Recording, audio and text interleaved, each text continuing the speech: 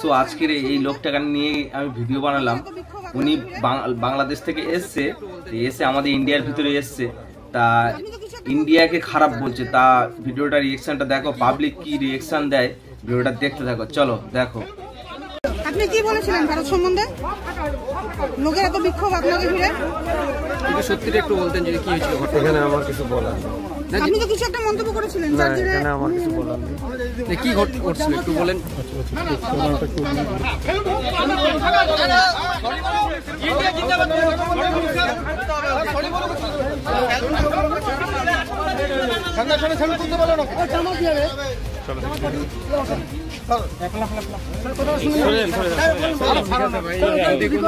আপনি বলেন, একবার বলেন, আপনি একবার বলেন, ভালো করে বলেন।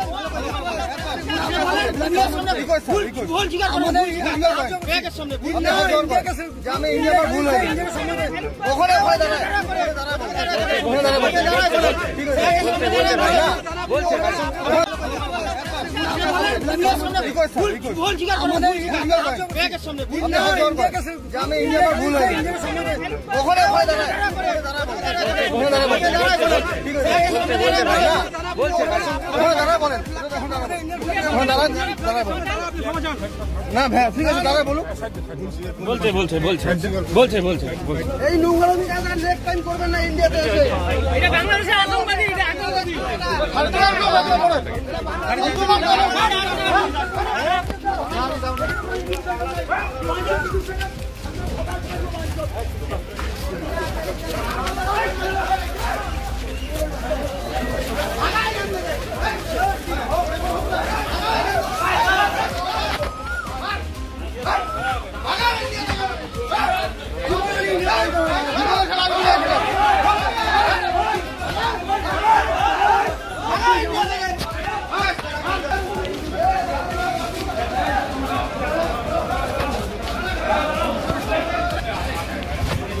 যখন ঢুকছিল, ঠিক আছে, যখন ঢুকছিল তখন ওর সাথে সবাই তর্কাতর্কি সব কিছু হয়েছে, ঠিক আছে। মানে লোকটাই একদম টেরিয়ে টাইপের লোক, ঠিক আছে।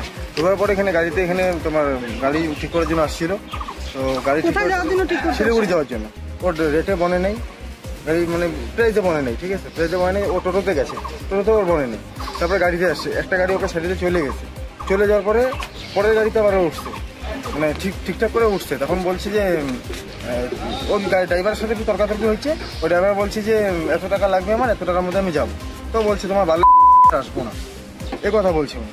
তখনই আমরা ওকে ধরলাম, ধরার পরে ওকে ওই গাড়িতে আমরা উঠতে দিইনি, ওই গাড়িকে আমরা ছেড়ে দিলাম। ওই গাড়ি চলে গেল, ওকে হাঁটতে হাঁটতেও চলে গেল।